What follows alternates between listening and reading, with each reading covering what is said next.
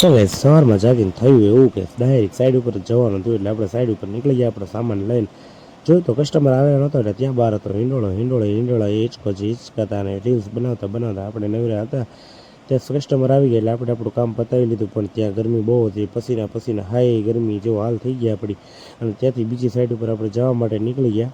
પણ કસ્ટમર બીજી સાઈડ ઉપર દરવાજો ખોલતો નહોતો, એટલે આપણને કહેતા હતા પાટું મારો. પણ મેં કીધું હું પાટો મારીશ, દરવાજો નીકળી જશે, એટલે તું રહેવા દે ભાઈ, તું પોતાની રીતે ખોલી નાખ. અખાત મહેનત બાદ હવે કસ્ટમરે આપણને અંદર એન્ટ્રી આપી દીધી છે અને અંદરથી આપણે કામ પતાવી લઈએ.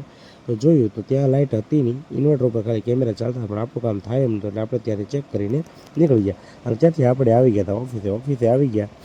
ત્યાં જોયું કે પેંડા હતા, કેમ કે બાજુના ફ્રેન્ડને ત્યાં થઈ છોકરીને, તો આપણે ખાઈ લીધા પેંડા ખાઈને આવી ગયા નીચે એક વાયરિંગ કરવા માટે. અને કામ બહુ હતું એટલે આપણે કામ કરવું પડે, એટલે કામ કરવા માટે આવી ગયા ઘરે કામ પતાવવા માટે. થોડુંક ઇલેક્ટ્રિકનું કામ હતું, તેના માટે આપણે લઈ લીધું ઇલેક્ટ્રિક સામાન, કેમ કે નવા કિચનની અંદર થોડુંક ઇલેક્ટ્રિકનું કામ બાકી હતું. તે કામ કરવા માટે ઇલેક્ટ્રિકનો સામાન લઈ આવ્યા અને હવે તેના માટે વાયરિંગ કરવાનું છે.